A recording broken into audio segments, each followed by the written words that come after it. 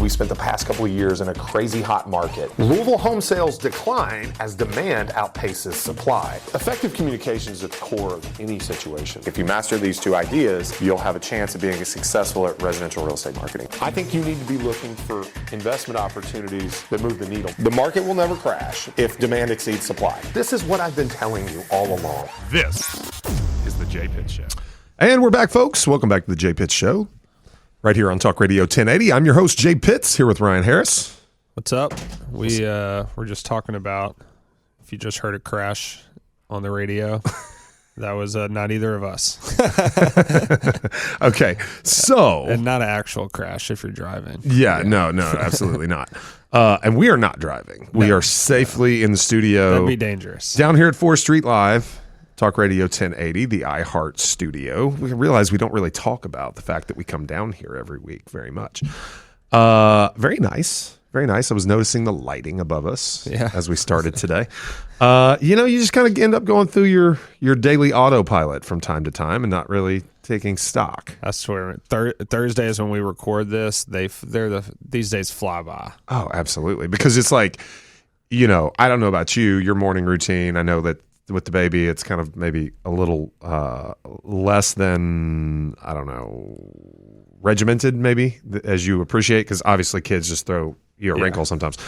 I'm pretty regimented, but I can tell you this, kids to school, gym, early morning routine, and it's like I blink and it's time to leave to come downtown. And it's something just about that like 25 or 30 minutes it takes to drive down here, and the 25 or 30 minutes after, the day's gone. It's over. It's over. Especially when we do two shows like we're doing today. Yeah. So anyway, that's neither. And I try to plan these shows either on Tuesday or Wednesday, or at least get the outline, and then I'll find maybe more in-depth articles and do some research on the topics. Right. Like this week, I planned these this morning in 2 hours. So woke up. You know what?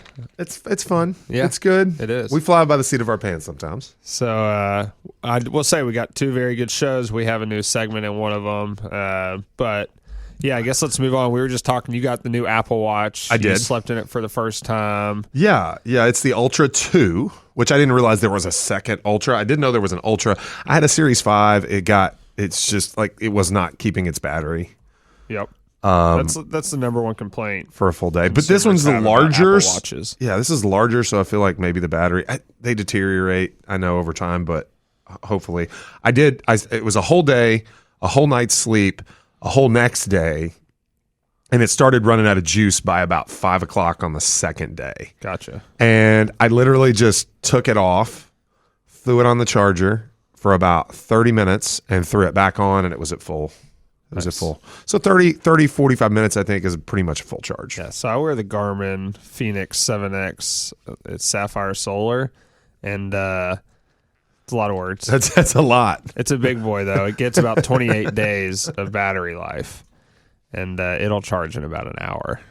So pretty sick. That's crazy. Has a flashlight on it for running. Ah, showing it to Jay. Fancy. Show the camera. Going out to grill at night. Show the camera. So I got a big boy grill that has a spotlight on the actual grill. So you're saying I have a little boy grill? Just saying. No, I'm saying you say you got a big boy watch. Yeah. I got a big boy grill. You may have one as well. I don't. I mean, I grilled on it last night. I have a Blackstone, a smoker, and a gas grill. Okay. Mine's a gas grill. I've got a Blackstone insert because it's pretty big, got a lot of surface area. So I just throw the thing on there, but I have to take it inside. You have the Swiss Army knives of grills. I have a nice one. Yeah, I have a nice one. That's so, good. Anyway. So I sleep in my watch, and I think you were mentioning the alarm on it. I love it now because it vibrates, and it doesn't wake my wife up. Yep. Doesn't wake my 4-month-old that's still sleeping in our room up, and it just wakes me up, and I'll get up and get going. I think this is people might appreciate this too, because I feel like people that enjoy our content like have similar mindsets. Anyway, I've been using the Sleep Cycle app, and just the free version for probably 6 or 7 years now. So like my Audible alarm doesn't wake my wife up. My wife's alarm is like 3 Mile Island nuclear spill is going on in my bedroom. It is like the craziest, loudest thing because she's not a morning person and she doesn't, like alarms and has been known to hit the snooze button. I am up instantly on an alarm. So the Sleep Cycle app is really cool because it basically sets a 30-minute wake up window, not a hard alarm time. So what it listens to you and it rates your sleep. I don't know how accurate it is just using audio, whatever. It's not like haptic like an Oura Ring or any one of these watches or whatever, a Whoop strap or any of those things. But it just listens to you. Basically, how active are you in your sleep, how much you're rustling, things like that. But based on the audio, it determines the best time within a 30-minute window to trigger so that you have a gentler wake up. And I swear, you can barely hear the thing, but it gets me up every single day. And I've never had an issue with it. I've never slept through it, ever. That's great.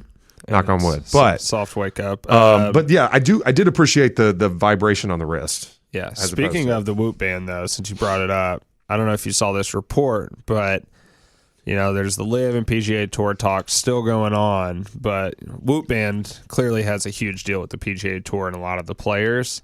And That's the wrist. The wrist one. Okay, got And it. they wanted Rory McIlroy, I guess, to be the face of that and usher in Whoop band to the PGA Tour. But Rory supposedly got a $10 million equity stake when that happened. That's now worth $200 million. Oh, wow. And that's why he's just pushing for the PGA Tour so much now, because so much of his net worth and business is involved in companies that are tied in with the PGA Tour. Well, I mean, it's kind of convenient, right? It's kind of convenient that he has this Crazy allegiance. that big of a stake, though. Give me a $10 million equity stake. Dude, in that's this crazy. Company that's already pretty big, Oh, pretty valuable. and now it's worth $200 million. Wow. Pretty sick. But he gets to be a traditionalist, right? And a fan of the PGA, and PGA's got to appreciate that. Oh, definitely. Dude, okay, so I don't know. Stop me if we're going to talk about this later, but do you have Shohei Ohtani's contract in the rundown I don't, at all? but we can talk about it. Dude, okay, so this may be more in line with what some things we're going to talk about later, but have you seen this? $700 million deferred. $700 million for 10 years. Biggest contract in But he only sports gets history. $2 million a year, right? Hold on. That was at his behest, right? And probably, the Dodgers probably floated the idea originally, but there's this story about how state income tax in the state of California have made it difficult for their sports franchises to sign large free agents, and they've had to overpay. Now, the Dodgers are one of the most profitable franchises in all of sports. And Ohtani is a global Ohtani sensation. he's a global brand. He is wealthy beyond belief already because of those things. But not only that, he plays both sides, both pitches and plays offense and plays the field. So he's a one of a kind player, one of a kind talent. But he's deferred all but $2 million per year of his earnings, and then he's going to presumably establish residence after the end of the 10-year contract in a state with no state income tax. It's estimated that or he his will whole U.S. citizenship. exactly could be that. They were talking about Mookie Betts, right? Mookie Betts is another one that's talking about restructuring his deal and then moving back home to Tennessee so that there's no state income tax. But it's estimated that Shohei will save $40 million in taxes. Wow. As a result of the structuring of this contract. And I just think we've turned the page in sports, okay, to where the biggest brands in sports that have this no doubt, kind of nest egg, net worth, what have you, these most profitable Dallas Cowboys, the big names, the New York Yankees, the LA Dodgers, etc., right? When you start seeing that, this is just another competitive advantage of the biggest bankroll in sports. Yeah. It's pretty crazy. Would he have to pay, let's say he does away with American citizenship as a whole and he moves back to his home country, will he have to pay federal income taxes? I believe so. Okay. I believe so. I don't think we're letting somebody skate. I saw a on funny federal tweet income tax. saying, congrats to the IRS for signing a $364 million contract with Shohei Ohtani. That's pretty good. That's pretty good. Pretty funny. Anyway, we've almost wasted the entire. Well, I wouldn't say wasted, but we've almost let's fly through these next sports things, Okay. and we'll get to the real estate question at the end. Louisville basketball, new low, really doesn't deserve much talk on the radio. It's terrible. get rid of him. Thought Yeah. I'd wake up today of him being fired, but he's not. So Yeah, that's all I'm going to say. It's just bad. Yep. It's really bad. I retweeted a Dickie V tweet this Saw that. morning. I mean, it's just, frustration is the understatement of the year. I did win money on it last night. Yeah, he's 8-32 on his career. Anyway, Kentucky football has more wins in the last 2 years than Kenny Payne does basketball. If that puts it into perspective, Tommy DeVito, that's an awesome story. it really is. It really is. But I mean, chef's kiss. And I don't know if you saw his agent and dad kissed each other on the cheek in the stands, and they that's told him funny. about it in his press conference, and he goes, "Good for business," just in the most Italian way you can think of. that's pretty good. That's pretty good. Malik Cunningham's going to the Ravens. I saw that. That's I hope he awesome. stays the backup. I might have to get a Malik jersey too because I have a Lamar one. Oh, both my boys have Lamar jerseys. Malik would be good too. Big fan of Malik. It couldn't happen to a better guy. I mean, I know he's a backup, but being in the league, he deserves it. Yep. All right, we're going to cut to a couple ad sponsors. We will be back with some real estate topics on the Jay Pitts Show, Talk Radio 1080. I'm your co-host, Ryan Harris. This is Real News, Real Talk. We'll see you in a couple seconds.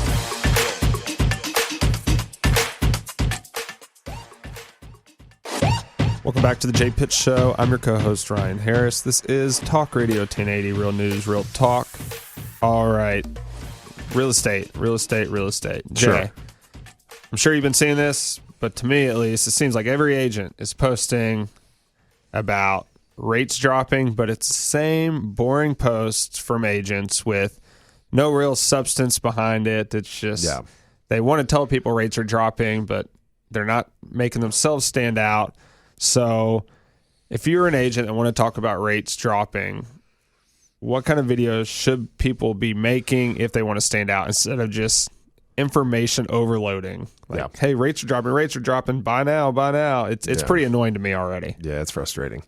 I mean, there's an echo chamber. Everybody knows that you're supposed to make content, right? But they don't exercise any like unique personal kind of equity in it. They don't make it about them. They don't make it different than anybody else. They're perfectly fine just throwing out their content that nobody's going to pay attention to, right? And look, trust me, I get frustrated sometimes. We make really good content and nobody seems to engage with it. Relatively speaking, we make one video about, giving fatherly advice and it goes viral and we get north of 500,000 views. And that's cool. That's awesome. I love it. You can't predict what is going to grab attention. We've been doing these little meme posts, which, I think are fun and funny, and it brings some humor to some well-known truths. My mind, where it goes to is affordability. Okay. What I think an agent should do, perhaps, and totally use this idea, give me a tag if you do it, but I think you should go and first you should do the math, and everyone should be able to do the math on what what the payment would be at peak interest rates. Okay. On a particular listing, let's say a $300,000 budget, right? You got a $300,000 budget at 8%. What does that get you? Show somebody, do a walkthrough tour. Doesn't have to be incredibly high production quality, but show people what $300,000 at 8% would buy. And I'm going to make this up, but let's just say when rates drop to 6.875, which roughly they are, how much does that increase your affordability? And then show the house at 360,000 or 345,000 and illustrate the real world difference between what affordability was 2 months ago and what it is today. Yeah. Okay. Now, it would have worked in reverse, and I don't hide from the truth, so I didn't do this, but I certainly could have done it in, June of 22 when rates were still low, or May of 22, and then 3 months later when rates had gone up 3%. You see what I'm saying? I could have done that. I could have, and it would have been much more stark of a contrast, but any contrast is important. I mean, what you want is not to expect people to know what you know, but to show them in terms that they can understand how it impacts them. Yeah, I think that's a great option.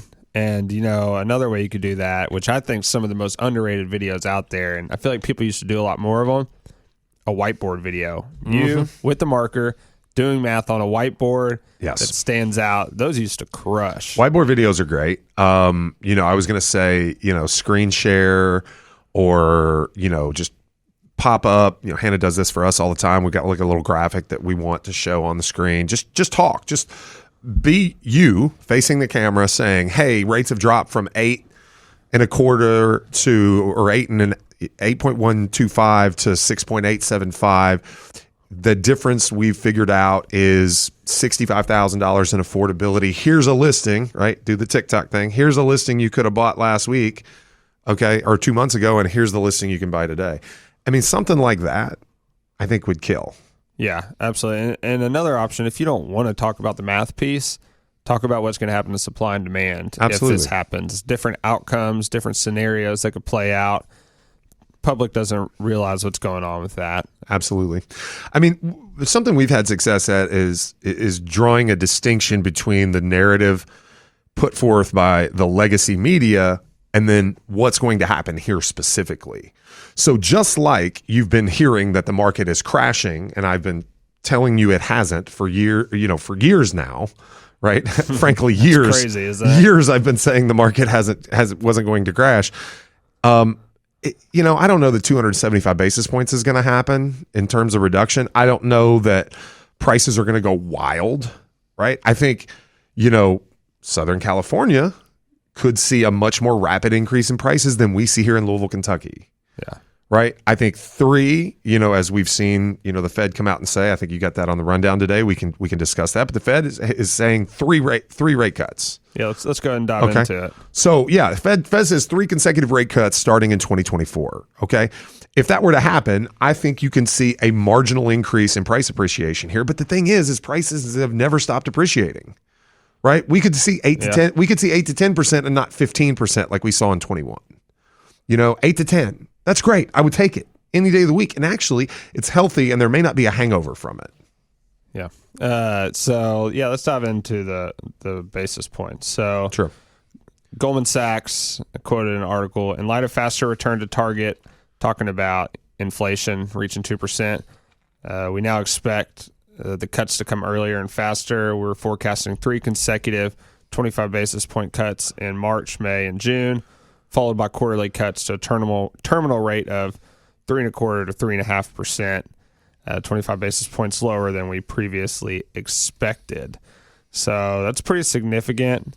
And I don't know, do you want to talk about your thoughts on it first or my thoughts? Go ahead. I want to hear what you have to say. So my thoughts on this are more about the inflation piece. Say we're on target to hit 2%, but I would say majority of Americans don't think inflation's slowed.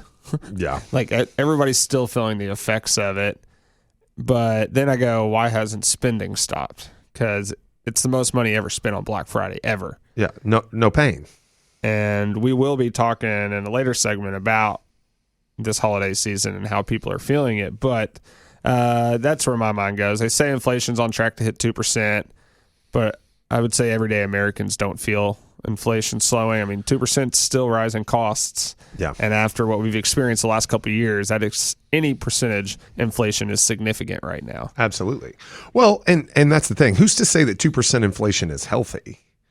Right? I mean, the Fed says that. I don't know that I believe the Fed. And we've talked about this. Why is it a flat 2%? Why is it not 1.947826? Why isn't it 2.386? Like, I don't know what is healthy about 2%. I mean, I've told this before. I've shared this thought. My father, who was a real estate professional, felt like 2% was probably less than healthy. It was probably artificially low. Yeah. Right? That doesn't mean we want 13% inflation like we had at one point over the last couple of years. Needless to say, I think the thing that you need to consider here is terminal rate of 3.25 to 3.5. Terminal relating to what? I think this is in the short run they're speaking of. But three cuts, let's just put it this way, 3 cuts of a quarter would only take us to 4.75, right? So that's still another 2.25%, which is in excess of the 275 that we heard projected by Bloomberg, right? That we talked about on a prior episode. So what happens after that? I also saw somebody essentially arguing that we've hit the soft landing. Like the soft landing that some people will tell you will never come and was never going to come. We got less than 4%,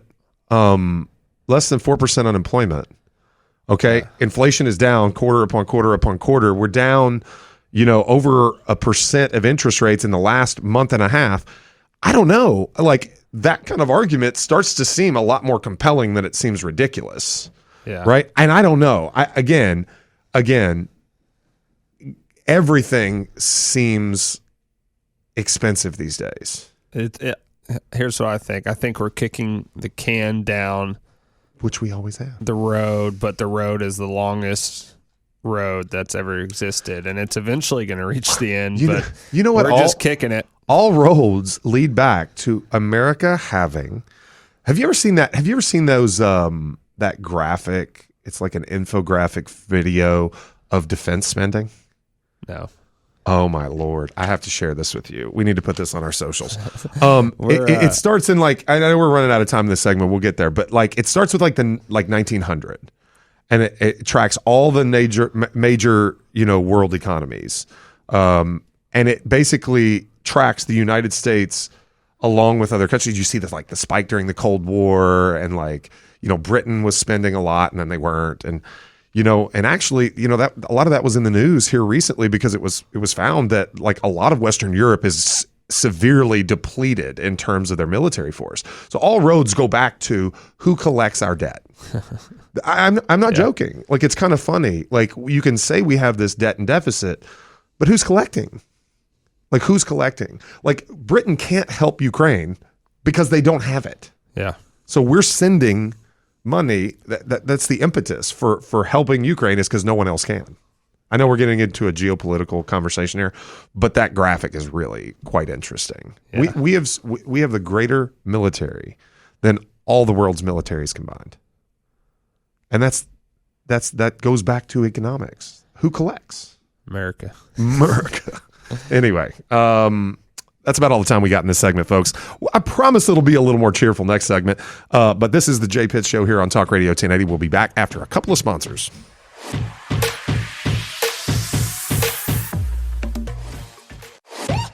Welcome back to the Jay Pitts Show, Talk Radio 1080, real news, real talk. I'm your co-host, Ryan Harris. Okay, so we were just talking some about rates being cut, inflation slowing, but there's this Twitter thread I want to read.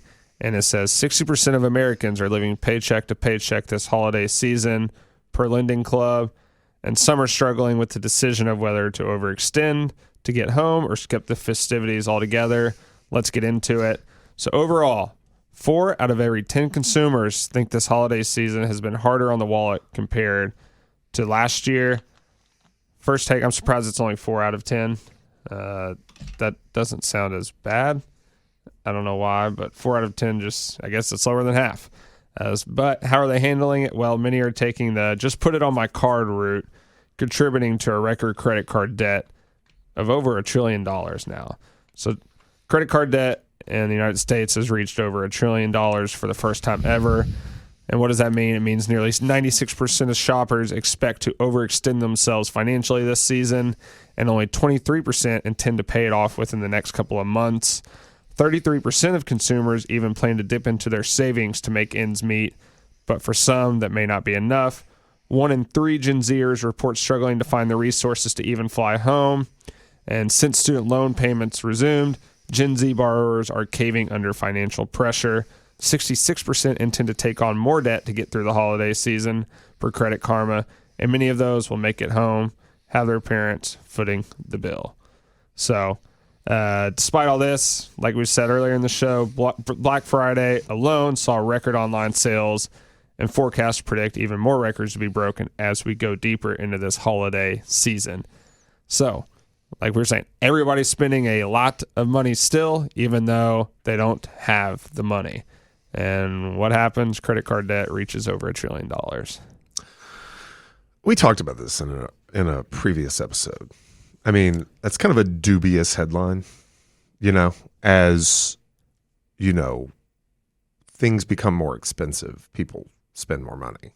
Yeah. Because things are more expensive. Right? So,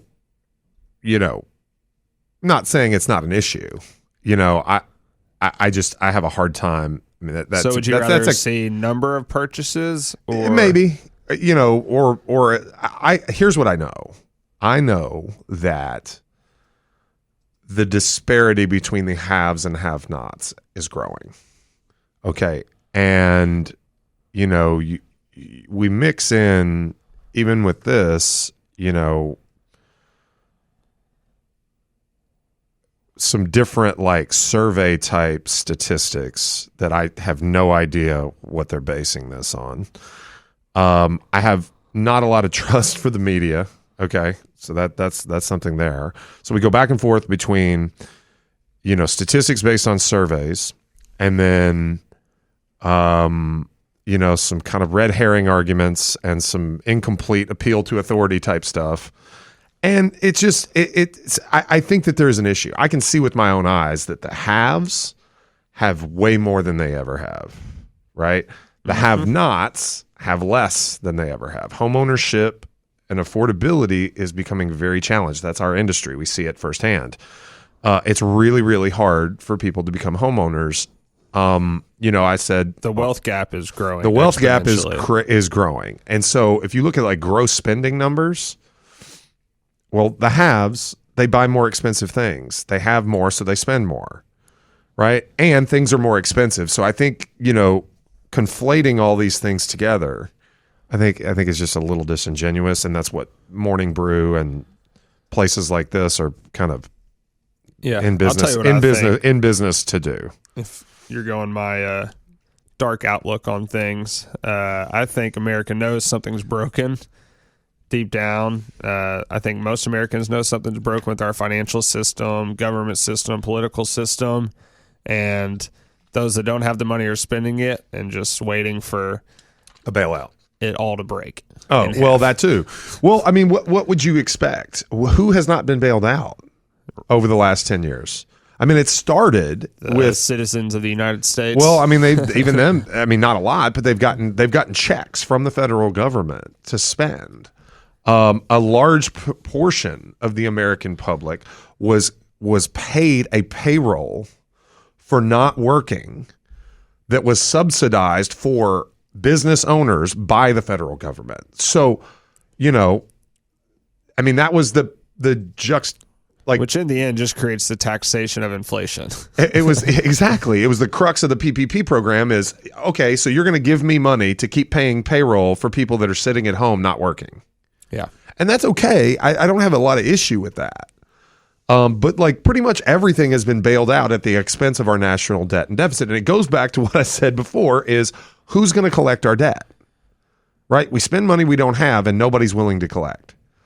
I mean, you want to get into geopolitics, we can have this discussion all hour, but like, I don't want to do that. I'm just saying like the haves and have-nots, the wealth gap is growing. I think you're right to a certain extent. People are spending into a bad situation, expecting to be bailed out or expecting things to break and not be held accountable for their decisions. I think people you're broke. What's more broke? Yeah, exactly. I mean, at some point, which is not there. At some point, well, no. I mean, you have to earn more if you want to spend more. That's the thing. But that's neither here nor there. Okay. We'll move on from that. Let's go talk a little TikTok. I think it's very fitting for one of the last shows of the year to be have something about TikTok in it. A lot of the beginning was this show when we started was a lot of talk about TikTok. I was thinking it's cooled off there for a bit, but this report would tell you otherwise. So this tweet, pretty wild. TikTok has surpassed $10 billion in global consumer spending. The app is on pace to hit $15 billion in total sometime next year, which would make it the highest earning mobile app ever. Quote, consumers are spending over $11 million a day tipping their favorite content creators. So I don't know if you go on there, there's those lives and you can send emojis or gifts or whatever, and they all have a dollar amount. It's crazy. People are tipping over $11 million a day for that stuff. So help me understand this, because I don't really go on lives. Who pays the tips? Let me explain how stupid it is. Do I have a bill like as a user, and the TikTok deducts money from my account? You can buy these gifts with money. So let's say, I don't even know what they are, but let's say a heart is $1, an emoji face is $5. You can hit that on somebody's live, and it tips that creator money. So what you see a lot of people doing on there, you have two people on, somebody that loves Biden and somebody that loves Trump, and they're like, come on, let's beat the other side. And people are tipping to try to win. And that's one way people do it, and I think they make a lot of money doing it. There's also the trend. Have you seen So the user pays, though. TikTok doesn't pay. TikTok doesn't pay. The user. User pays. Yes. Have you seen the emote people? I don't even know what that's called. Have you seen that, Hannah? The emote people? So they're emoji people, and they will act out the emoji if you tip them that emoji because they get money for it. Emote? Emote. E-M-O-T-E? I believe so. Emote. Yeah. All right. Interesting. This is so new to me. When I saw this, I thought you were talking about TikTok Shop, which have you paid much attention to TikTok Shop at all? I have, yeah. So I'm interested in statistics on that, because now it seems like 3 out of every 5 videos in my feed is a creator endorsing a product on TikTok Shop. But the thing that is cool about it is it's actually folded into the fabric of good content. Right, like entertaining content. Yeah. And the algorithm does what seems to be a pretty good job of delivering you products that you're going to have a lot of interest in. I think Instagram does a good job of that too, but it's more with ads. And so that spending amount is from TikTok Shop. That is TikTok Shop. 10, well, that's 10 billion. So that's not tipping. No. Okay. So that's crazy to me, because TikTok is a pretty good search engine. I prefer it. I know you don't. We've had this discussion. It's going to be the highest earning mobile app ever next year. Yeah, with that's $15 billion in projected spending. I mean, to me, there are prices that are better. I'm still not really confident in it just yet, so I haven't pulled the trigger. But like, I will buy stuff on Amazon, pretty regularly. If I see something on, one of the socials that I think is an interesting product, I'll immediately go to Amazon and shop, and you can usually find a decent deal on Amazon. But like TikTok Shop prices are substantially less. I know. It makes me think it's like wish.com or something. It makes me think that there's something not quite right. So I haven't pulled the trigger and bought anything yet, but as it grows in, popularity, like, it can't be all bad. And I think everybody's spending money on TikTok Shop. I was getting medicine the other day at the grocery store at the pharmacy. Guy had in my opinion, a weird looking shirt on, and the pharmacist said, I like your shirt. Where'd you get it? He goes, oh, off the TikTok Shop. I just started laughing, shaking my head. Interesting. So, I mean, it's happening no matter what age you are. I'd say the guy was probably like 65, 70. Wow. And bought a sweatshirt off the TikTok Shop. So, pretty wild. And then I say, real quick, we got about 30 seconds. Let's move on to Nerds Candy. Yeah, I saw that number, and I'm dumbfounded. Yeah, so pretty crazy. Nerds Candy has been on an absolute tear for the past 4 years. Their annual sales in 2019 were $50 million. In 2023, it's $500 million. So they added another zero onto that. 10x. And the company just bought their first Super Bowl ad for the first time in history, a $7 million ad for a 30-second post. So Nerds is crushing it. I don't know. I think candy is on this weird trend right now, too, of like, I see it everywhere on TikTok and people making these candy shops. I don't know. It's pretty weird. But yeah, Nerds is crushing it. We can touch on it when we come back from a couple ad sponsors, though. This is the Jay Pitts Show, where we talk about real estate, nerds, sometimes TikTok, really anything. We'll be back in a few minutes.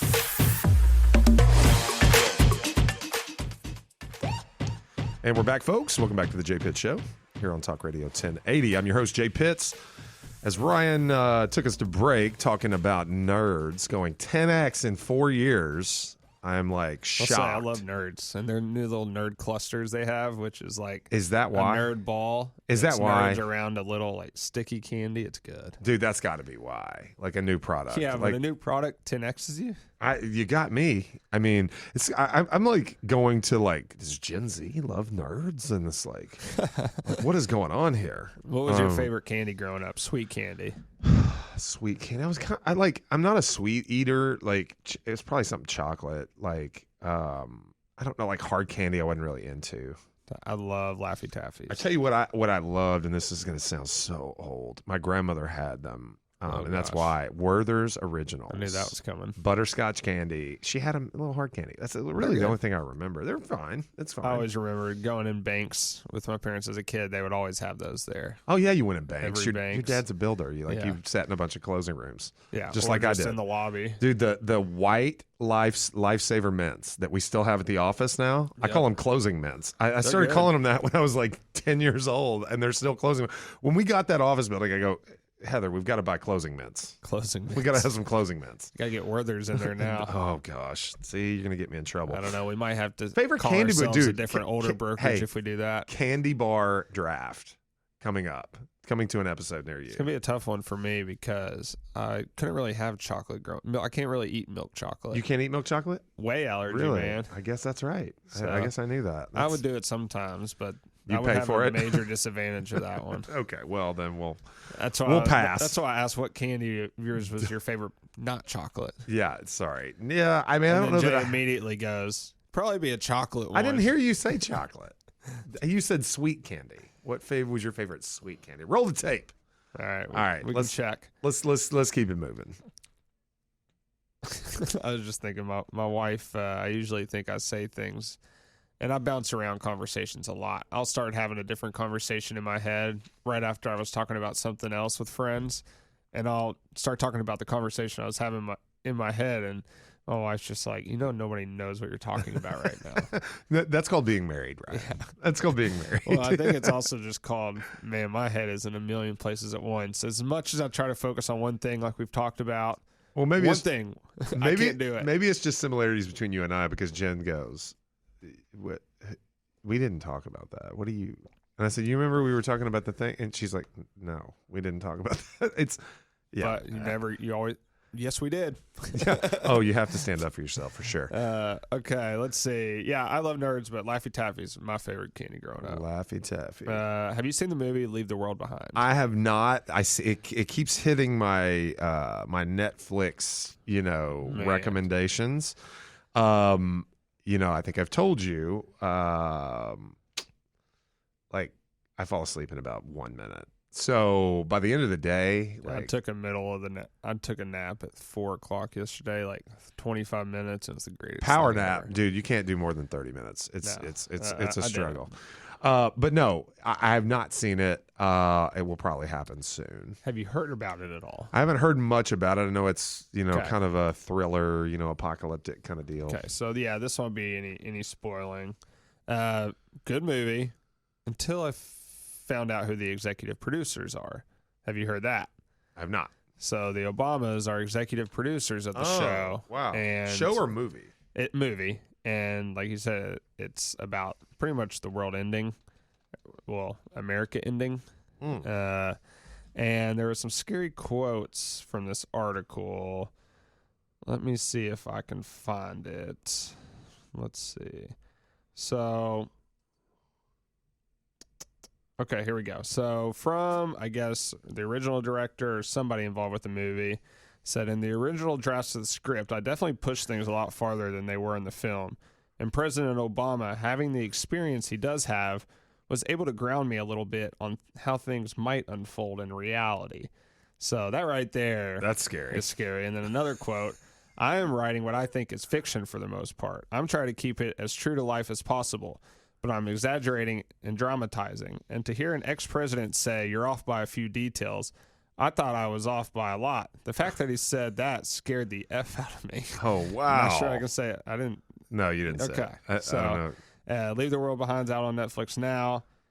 And once you know that, it is very scary. And now, it was a book, but there's been a lot of things changed from the book to what the movie is.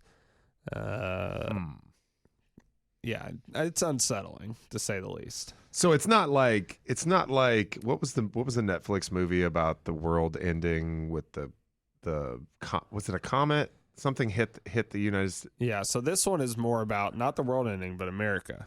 Okay. So it's like a 3-step phase. The first step, it won't ruin the movie, but Yeah. it's like all communications are cut out. Wi-Fi doesn't work.